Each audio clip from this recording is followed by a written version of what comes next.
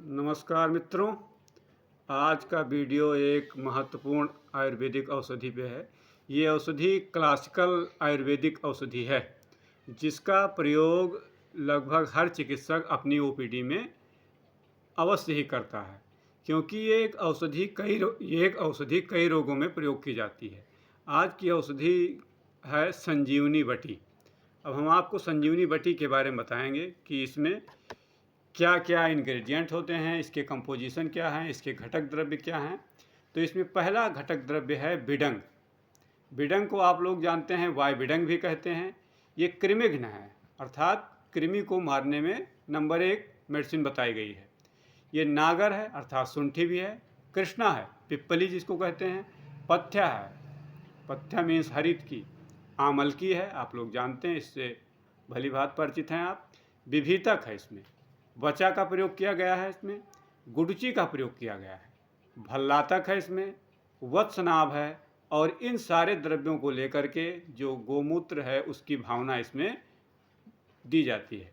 इस प्रकार ये मेडिसिन जो है, इसमें भल्लातक और वत्सनाभ विशेष रूप से प्रयोग किया गया है। इसके गुणों में काफ़ी जो इसके देखे गए हैं वो इन दो द्रव्यों के कारण अधिक रूप में आगे चल करके हम आपको बताएंगे कैसे ये एक दूसरे डिजीज पे कार्य करते हैं। सबसे पहले हमें जान लें कि किन किन रोगों में इसका प्रयोग करते हैं, इसके इंडिकेशंस क्या हैं।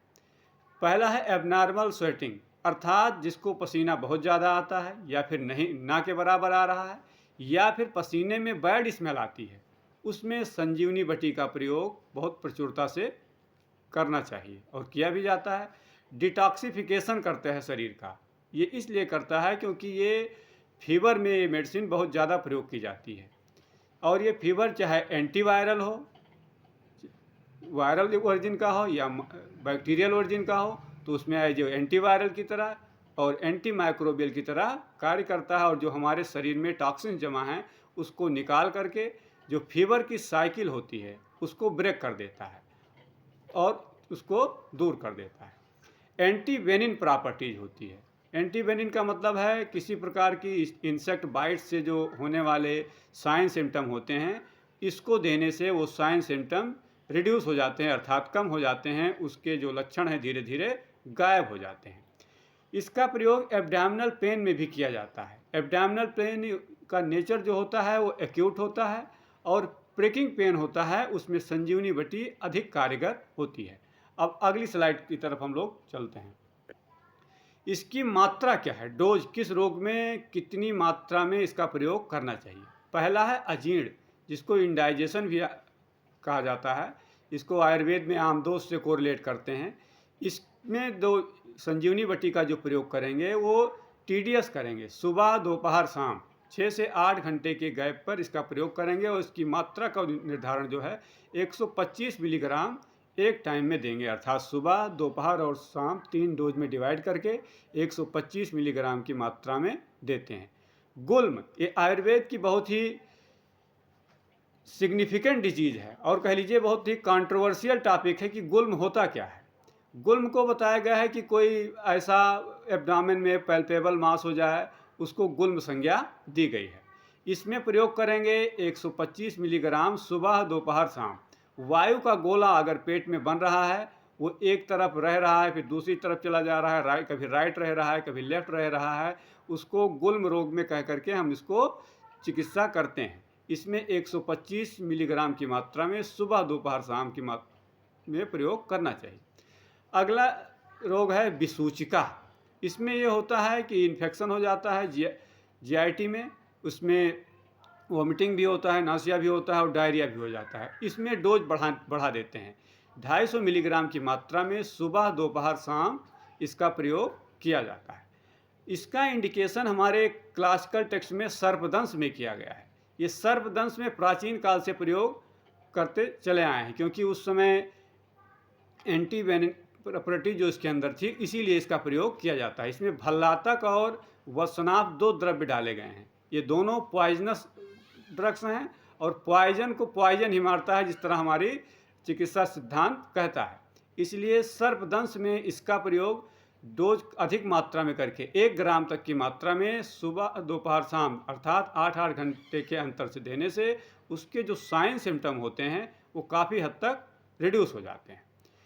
अगली डिजीज है ज्वर अतिसार अवस्था में देते हैं, जिसको हम कुछ हद तक टाइफाइड से कोरिलेट कर सकते हैं। इसमें फीवर भी होता है, एब्डामेन में भी पेन भी होता है और लूज स्टूल भी आते हैं। इसमें 250 mg की मात्रा में सुबह शाम प्रयोग करते हैं, और अगर उसका डायरिया अधिक हो रही है तो उसको जायफल के साथ घिस कर देने से इसमें 100% रिजल्ट मिलता है।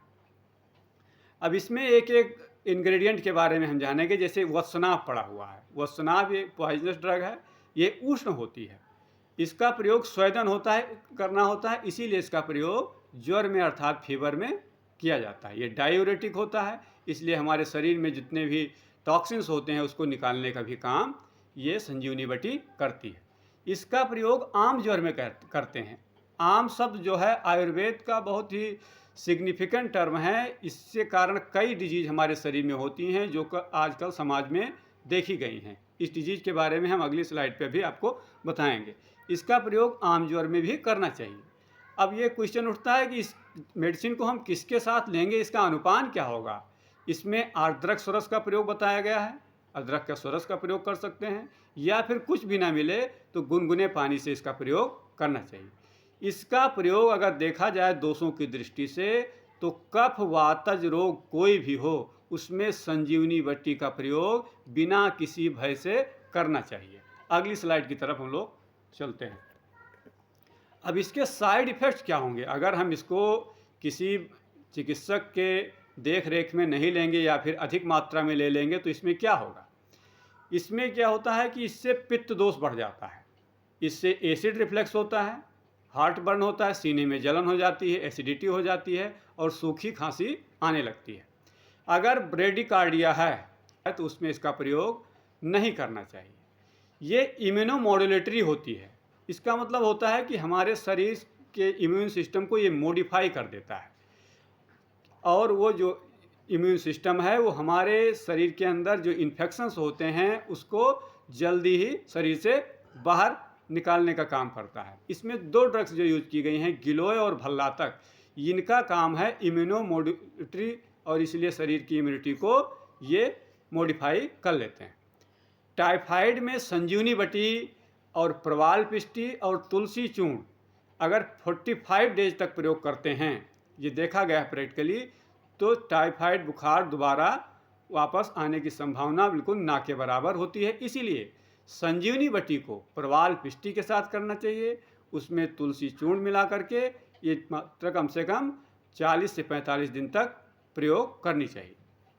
अगर किसी एनिमल या इंसेक्ट बाइट हो गई है उसको भरने में संजीवनी बटी का अच्छा प्रभाव देखा गया है, क्योंकि इसमें जो वत्सनाभ है और भल्लातक है उसके कारण इंसेक्ट बाइट्स या एनिमल बाइट्स के प्रभाव को कम करने का काम यह करती है, इसीलिए इसमें इसका प्रयोग बताया गया है।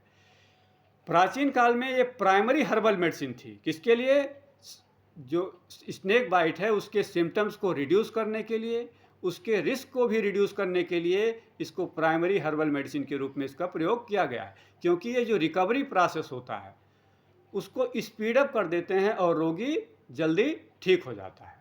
अगली स्लाइड की तरफ हम लोग चलते हैं। आम दोष, अभी इससे पहले हमने बताया गया कि आम जो है आयुर्वेद का बहुत ही सिग्निफिकेंट टर्म है और संजीवनी बटी का प्रयोग आम दोष में अत्यधिक रूप में किया जाता है। आम दोष को हम मॉडर्न से कोरिलेट कर सकते हैं कि ये it is a type of endotoxins जो कि हमारे शरीर में इकट्ठा हो जाता है, हमारे शरीर में इकट्ठा हो जाता है। इसके कारण मंदाग्नि हो जाती है। मंदाग्नि का मतलब है जो हमारा डाइजेस्टिव फायर होता है, जठराग्नि होती है, वो लो हो जाती है, कम हो जाती है। अब ये देखना है कि मंदाग्नि क्या है। मंदाग्नि यहाँ पे 3 लेवल पे होगी, 3 लेवल्स पे होती है। एक जीआईटी के लेवल पे होगी, एक सेल के लेवल पे होगी, एक टिश्यू के लेवल पे होगी। जीआईटी, सेल और टिश्यू ये तीनों बहुत ही सिग्निफिकेंट है, इसको जानना कि क्या कैसे आगे रोग को उत्पन्न करेगी। अगर इन तीनों लेवल पे है और हम आहार विहार विपरीत कर रहे हैं तो ये क्या होगा, जो हमारे शरीर के चैनल्स हैं, स्रोतस है, तो उसमें ब्लॉकेज कर देगी। इससे आगे चल कर क्या होगा, ऑटो इम्यून डिजीज जो आजकल बहुत ज़्यादा हो रही, जैसे सार्कोइडोसिस है, एंकोलॉजिंग स्पॉन्डिलाइटिस है, रूमेटॉइड आर्थराइटिस या अन्य कोई भी डिजीज है, वो अत्यधिक उत्पन्न होने लगेंगी। मंदाग्नि के कारण कहाँ कहाँ पे हुई है? जीआईटी में भी हुई है, सेल पे भी हुई है और टिश्यू लेवल पे है। इसलिए इस आम दोष को दूर करने के लिए संजीवनी बटी का प्रयोग प्रचुरता से करना चाहिए। संजीवनी बटी एक क्लासिकल मेडिसिन है। किसके लिए? जो एंडोटॉक्सिन्स को धीरे धीरे बर्न कर दे। एंडोटॉक्सिन्स को जो बताया गया कि आम दोष जानना चाहिए। कैसे कम करेगी? जो हमारी डाइजेस्टिव फायर है उसको स्पीड अप कर देगी, इग्नाइट करके डाइजेस्टिव फायर को जीआईटी लेवल पे, सेल लेवल पे और टिश्यू लेवल पे अगर डाइजेस्टिव फायर हमारी स्ट्रांग हो जाएगी तो आम की उत्पत्ति नहीं होगी और जो ऑटो इम्यून डिजीज होने के चांसेस बढ़ रहे हैं वो धीरे धीरे कम हो करके ना के बराबर हो जाएंगे। और क्या होगा? ये फाइनली लीवर को स्टिमुलेट करती है कि जो हमारे शरीर में टॉक्सिन्स हैं उसको बाहर कर देती है। मित्रों, ये मेरा यूट्यूब चैनल है, इसको आप सब्सक्राइब कर लीजिए और अगर आपको वीडियो अच्छा लगे तो अपने मित्रों में इसको शेयर करिए। धन्यवाद।